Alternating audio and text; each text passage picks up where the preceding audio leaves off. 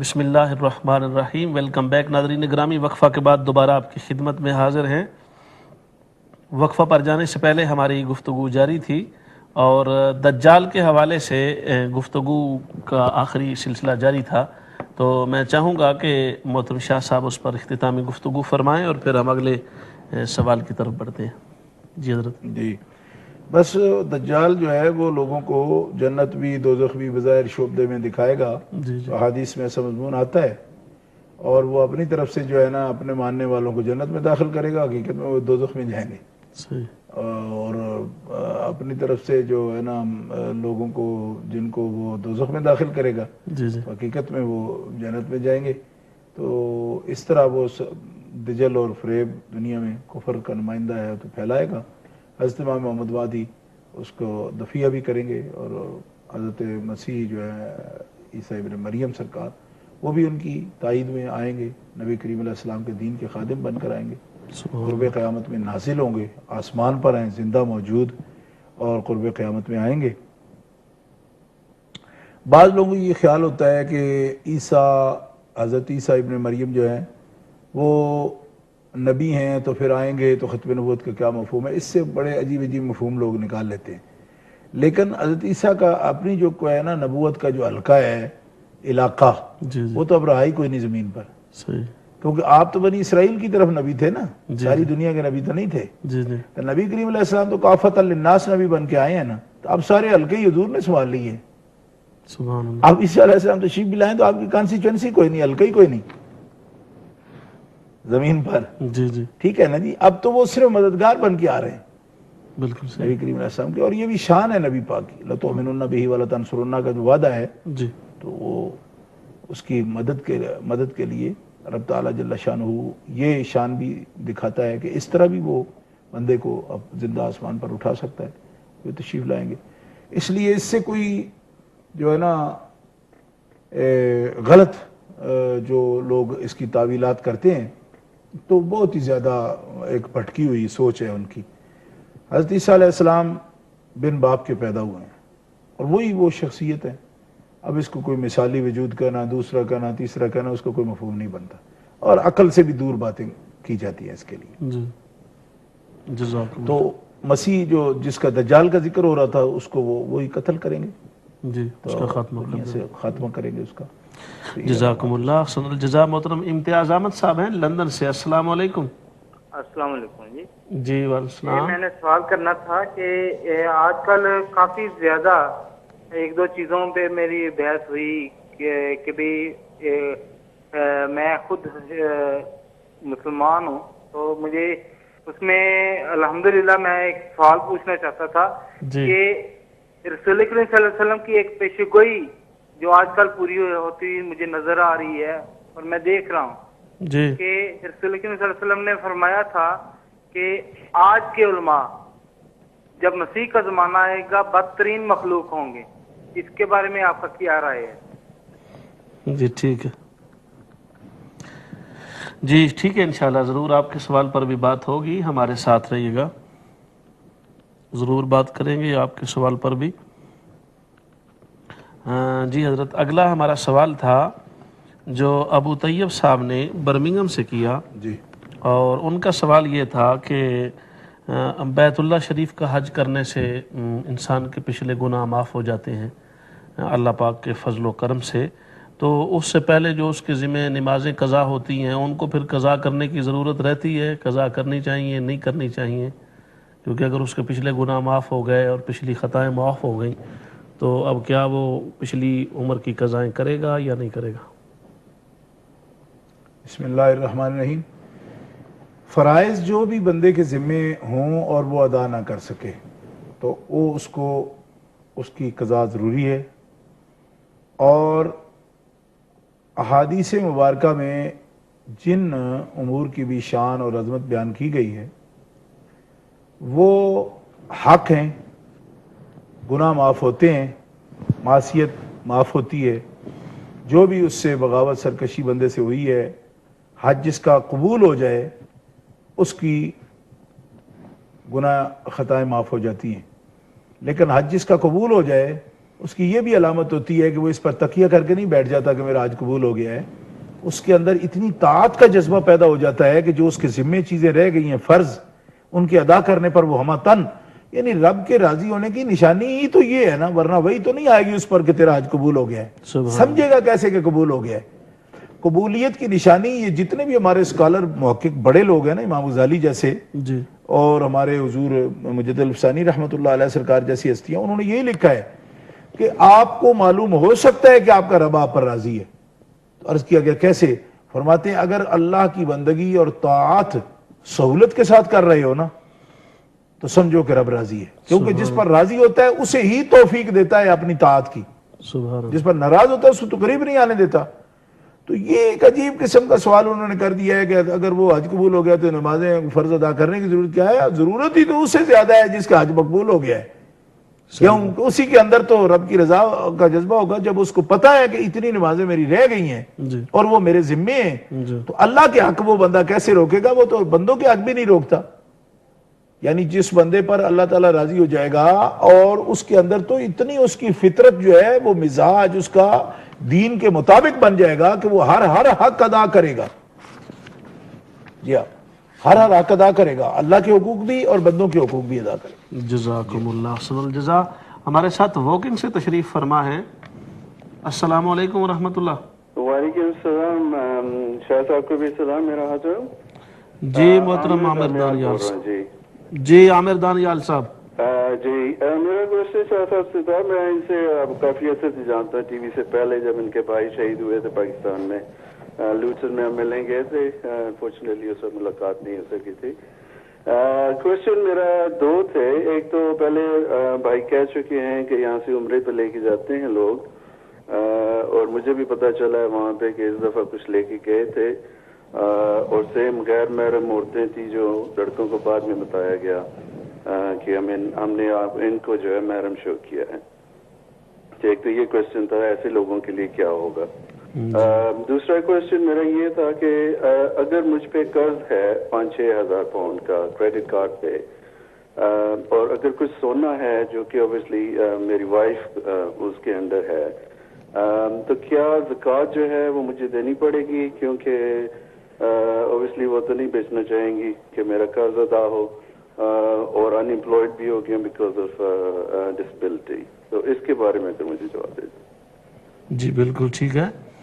بہت شکریہ عامر دانیال صاحب تشریف لانے کا. ساتھ رہیے گا انشاءاللہ تعالی. وقت نے اجازت دی تو ضرور آپ کے سوال پر بات کریں گے. تشریف لانے کا بہت شکریہ. جی حضرت، ہماری گفتگو جاری تھی اور ان کا دوسرا سوال تھا اپنا ہمارے پہلے بھائی کا ہی کہ مؤکدہ اور غیر مؤکدہ سنتیں ادا کرنے کا طریقہ کیا ہے اور ان میں ادائیگی میں فرق کیسے ہے؟ جی، غیر مؤکدہ سنتیں جو ہیں وہ جیسے 4 رکعتی نفل کی ترتیب ہوتی ہے نا، جی وہ اس کے مطابق ہی غیر مؤکدہ سنتوں کی ادائیگی ہوتی ہے.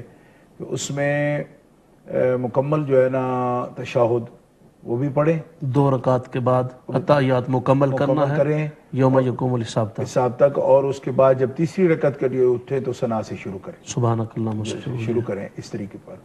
اور مؤکدہ کے اندر جو ہے نا اس میں بھی قرات 4 رکعت میں ہوگی، لیکن اس میں یہ فرق کرتے ہیں کہ مؤکدہ کے اندر تشہد پڑھا جاتا ہے اور اس کو مکمل نہیں کیا جاتا، یعنی عبدہ و رسولہ تک پڑھیں ایک گے قول کے مطابق. لیکن کئی اکابر نے اس میں یہ بھی لکھا ہے کہ اس میں بھی مکمل جو ہے نا درود شریف وہ پڑھنا چاہیے، مگر اکثر کا یہی قول ہے کہ وہ اس کو تشہد پڑھ کے تو اس کے بعد کھڑے ہو جانا چاہیے. لیکن اس کے اندر جو ہے نا قرات وہ 4 رکعتوں کے اندر ہے، اور جو اس کی تیسری رکعت ہوگی وہ اس میں ثنا نہیں ہوگی لیکن مؤکدہ سنتوں میں مؤکدہ میں. اور قرات جو ہے فاتحہ کی بھی ہوگی اور قرات بھی ہوگی، یعنی فاتحہ شریف بھی پڑھے اور سورت بھی، قرات بھی پڑھے، یعنی سورت بھی ملائے. جزاکم اللہ. محمد کاشف صاحب نے جرمنی سے پوچھا، یہ ان کا تھوڑا سوال انٹرسٹنگ بھی ہے اور مفید بھی ہے ہمارے ناظرین و ناظرات کے لیے، کہ اگر بھائی کسی کا غریب ہو، اور غریب سے مراد صاحب ذرا اس کی یہی ہے کہ وہ اس کو زکوٰۃ لگ جاتی ہو، اس قابل وہ ہو، تو کیا بھائی کو، حقیقی بھائی کو زکوٰۃ دینا جائز ہے؟ دے سکتا ہے, اصول و فروع کو نہیں دے سکتا, باپ کو, دادا کو, اسی طرح بیٹے کو, پوتے کو, جی جی اس طرح نہیں دے سکتا. بہن بھائیوں کو دے سکتا ہے, لیکن اس میں اکابر نے یہ لکھا ہے علماء نے کہ ان پر ذوی القربہ کے حساب سے بھی حق ہے. اگر یہ بندہ صاحب ثروت ہے تو اس کے لیے بڑے ہلاکت اور افسوس کا مقام ہے کہ اس کے بھائی مساکین ہوں اور بہنیں مساکین ہوں, تو وہ فقراء کا حصہ بھی بہنوں بھائیوں کو دے. ان کو اپنے مال, اصل مال کا مالک کیوں نہیں بنا دیتا کہ وہ مسکینی کی حد سے نکل جائے؟ یہ ذوی الارحام ہے نا اس کے, جی جی ایک پیٹ سے پیدا ہوئے ہیں, جی جی تو ان کے تو درد کو ویسے اس کو محسوس کرنا چاہیے کہ فقراء کا حق بھی ان کو دے کے وہ سمجھتا ہے میں اللہ کا حق ادا کر رہا ہوں. وہ تو فرض ہے, دے سکے گا وہ ان کو, اصول و فروع کو صرف نہیں دے سکتا. ٹھیک ہے جی, لیکن اس کے لیے آیت پڑھنی چاہیے دوسرے پارے کے 4 رکوع سے, لیس البر ان تولوا وجوہکم قبل المشرق والمغرب ولکن البر من آمن باللہ والیوم الاخر والملائکۃ والکتاب والنبیین وآتی المال علی حبہ ذوی القربى. یعنی مشرق مغرب کو منہ کر لینا اور استقبال قبلہ کر لینا یہ نیکی نہیں ہے. خدا کی محبت میں جو بندہ اپنے ذوی القربہ کو اپنے مال سے حصہ دیتا ہے وہ بندہ نیک ہوتا ہے اور نیک کہلانے کے قابل ہوتا ہے. آج کل لوگوں نے یہ سمجھ رکھا ہے جناب کہ بہن بھائی چاہے تو مریں چاہے جیئیں, ہمارے اپنے پاس مال دولت ہو, لگیری ہمارے پاس سہولیات ہوں سب, اور جب کوئی مسئلے کی بات آئے تو کہا جی زکوٰۃ ان کو لگتی ہے کہ نہیں. وہ خدا کے بندے, زکوٰۃ تو فرض ہے, خدا کی طرف سے حق ہے دینا, اس کو دیا تو کیا کمال کیا بہن بھائی کو, وہ تو تیرے اصلی مال کے وہ حقدار ہیں.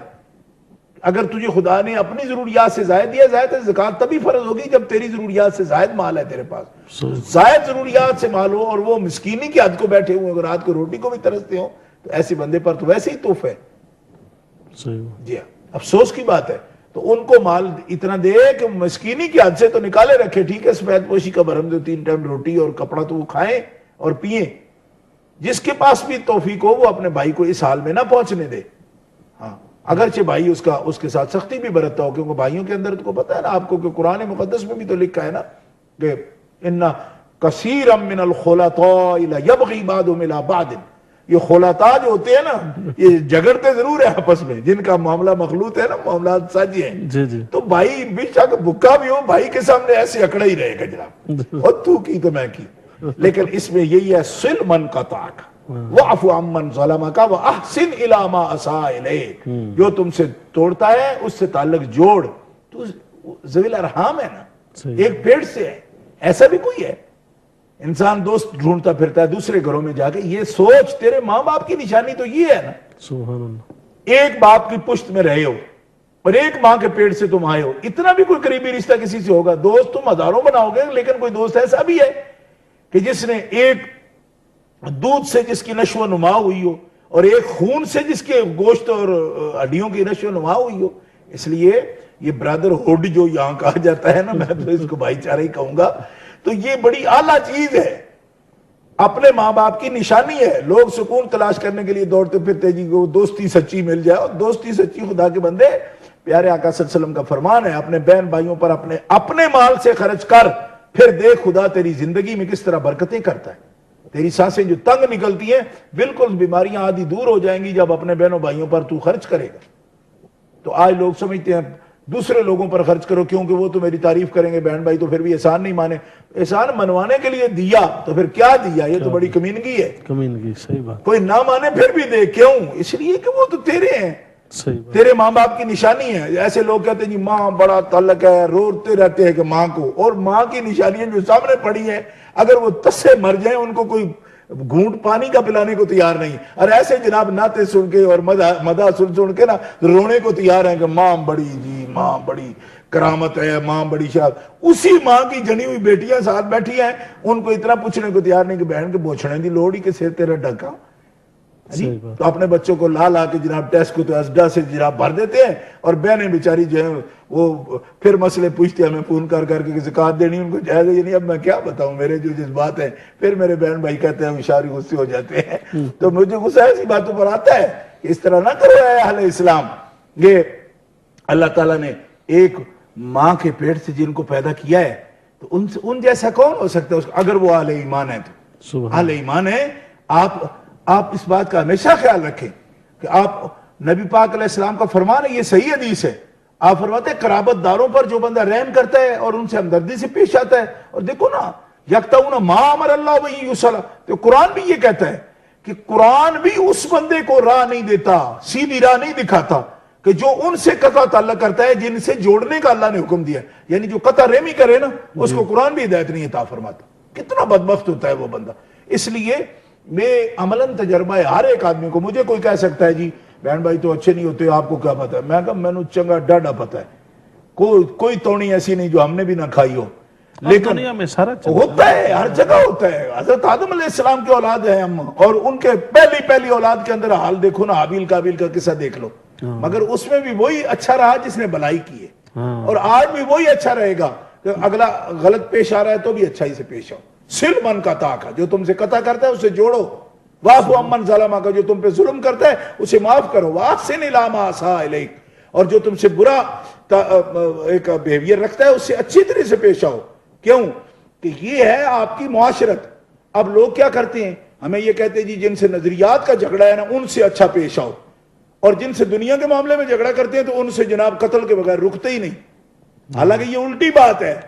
اشداء علی الکفار رحماء بینہم، اور یہاں جناب بینہم اگر ہو تو اشداء، اور کفار کے ساتھ ہو تو بھیگی بلی، تو یہ ہمیں الٹی منطق پڑھانے کی لوگ کوشش کرتے ہیں، ہم کیا کریں جناب؟ رنگی کو نارنگی کہیں، یہ تو وہی کبیرہ بھی رویا تھا اس پر، تو عرفان شاہ بھی روتا ہے اسی باتوں پر۔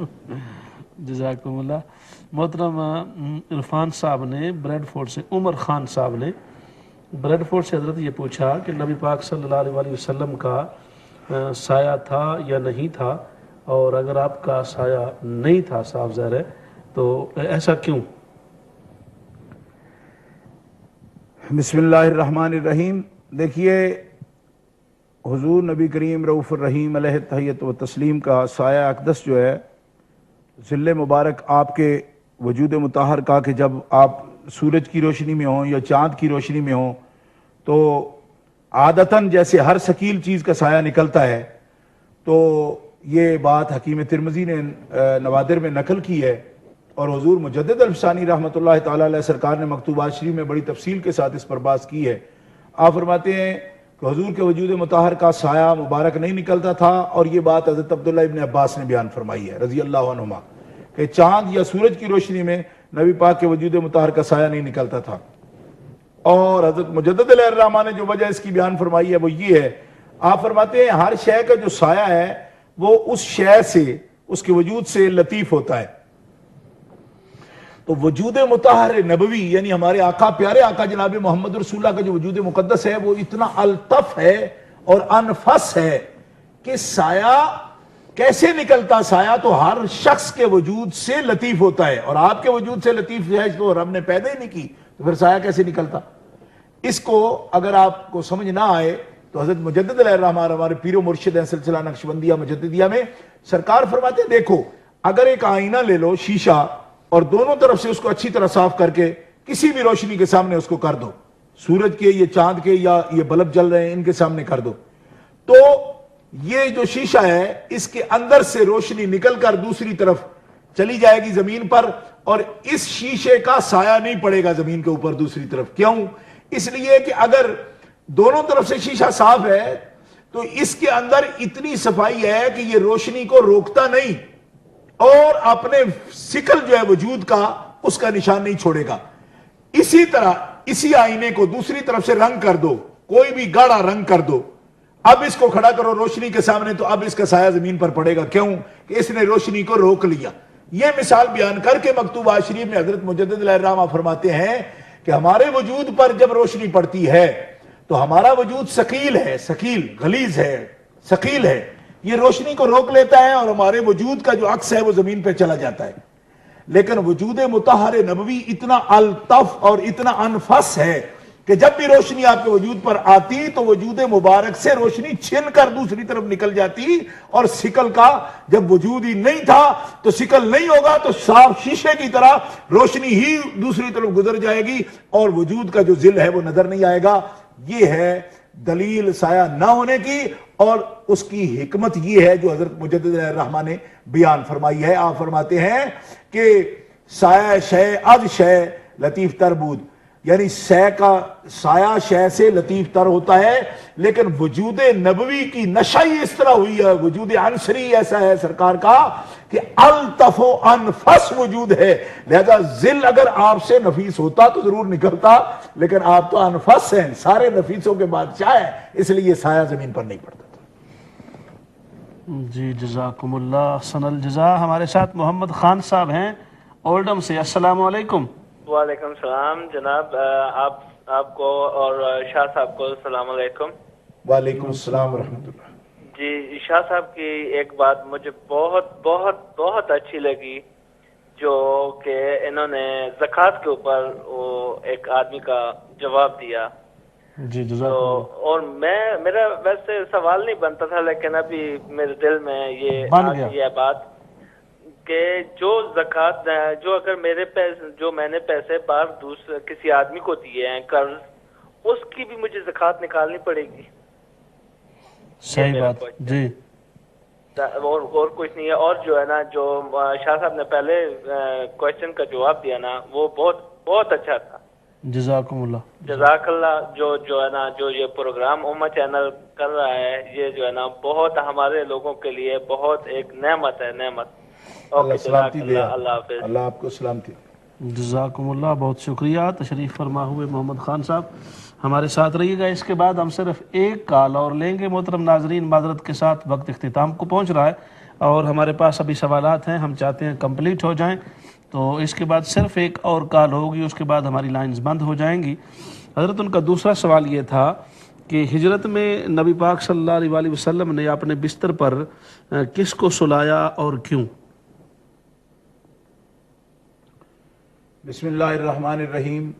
صحیح احادیث مبارکہ اور سیرت کی کتابوں میں آتا ہے، حضور نبی کریم رؤوف الرحیم علیہ تحیت و تسلیم، ہمارے آقا و مولا، ہماری جانوں کے مالک نے جب ہجرت کا ارادہ فرمایا اور اللہ تعالیٰ کے حکم آیا اور ہجرت کا ارادہ فرمایا، تو رفیق ہجرت حضرت ابوبکر صدیق کو بنایا کہ سفر میں آپ کے ساتھ جائیں گے، اور سرکار دو عالم علیہ الصلوۃ والسلام نے اس بات کا انتظام فرمایا کہ اپنی چارپائی کے اوپر آپ نے حضرت مولا کائنات علی المرتضیٰ شیر خدا کرم اللہ تعالی وجہہ الکریم کو فرمایا کہ آپ میری چادر اوڑھ کر سو جائیں، تاکہ کفار جو ہے ہماری ڈھونڈ تلاش میں جلدی نہ کریں، کہ اگر وہ یہ سمجھیں کہ یہاں ہے ہی کوئی نہیں بندہ، کیونکہ اگر وہ قریب سے کہیں دیکھ سکتے تھے، واچ کر رہے تھے وہ لوگ بھی، تو وہ جب دیکھیں گے کہ حضور تو اپنے بستر پہ آرام کر رہے ہیں، تو ہماری ڈھونڈ تلاش میں، یہ ایک تدبیر تھی نبی کریم علیہ السلام کی، ایک بات۔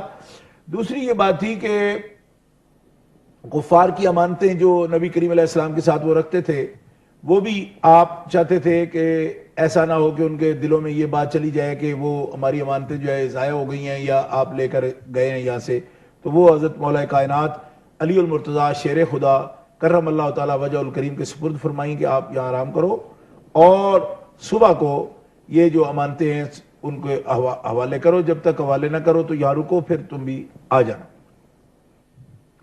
یہاں حضرت مولا علی شیر خدا کرم اللہ تعالی وجہ الکریم کی عظیم فضیلت سامنے آتی ہے کہ نبی کریم علیہ الصلوۃ والسلام نے اپنے بستر پر ان کو سلایا، اور ویسے بھی حضرت مولا علی شیر خدا فتح مکہ سے اور اپنا ہجرت سے پہلے نبی کریم علیہ السلام کے ساتھ ہی رہتے تھے، اسی گھر میں رہتے تھے، آپ کا الگ گھر نہیں تھا، رہتے بھی وہاں ہی تھے، لیکن آپ نے خصوصاً اپنی چارپائی پر آپ کو سونے کا حکم دیا۔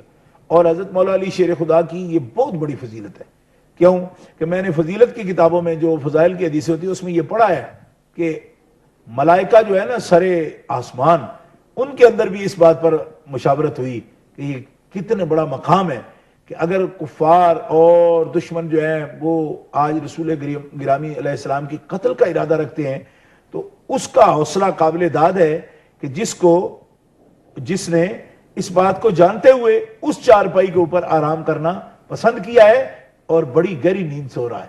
حضرت مولا پاک کا یہ بھی میں نے ارشاد پڑھا ہے کسی کتاب میں کہ زندگی میں مجھے ایسی سکون کی نیند کبھی نہیں آئی جیسی اس رات میں سویا تھا، حالانکہ جب دھڑکا لگا ہوا نا جان کا تو بڑے بڑے بہادروں کی نیندیں اڑ جاتی ہیں، بلکہ پتے پانی ہو جاتے ہیں، اور بلغت قلوب الحناجرہ والی بات قرآن جیسے کہتا ہے نا کہ کلیجے منہ کو آ جاتے ہیں، خطرہ ہو جا، نیند اڑتی ہے۔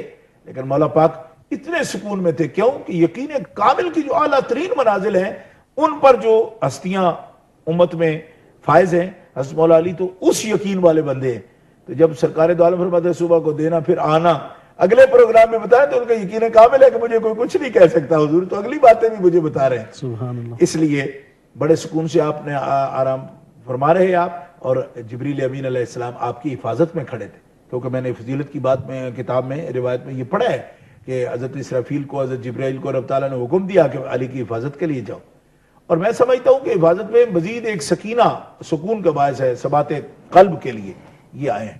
تو یہ ان کی فضیلت ہے، ان کے امانتیں بھی ان کے سپرد فرمائی، اور مولا پاک امین ہے، نبی پاک علیہ الصلوۃ والسلام کی امانتوں کے امین ہیں. اس میں کوئی بدبخت خارجی لائن ہو سکتا ہے جو اس میں شک کرے، ورنہ مولا پاک کا سینہ تو گنجینہ ہے، سرکار کی علم کا بھی اور سرکار کی نوازشات کا بھی اور سرکار کے رموز و اسرار کا بھی. سبحان اللہ. رموز و اسرار نبوی کا خزانہ جو ہے نا، یہ ہے صدر مولا پاک علی المرتضیٰ شیر خدا سبحان اللہ اللہ. تعالیٰ وجہ. سبحان. ماشاء اللہ، بہت پیارا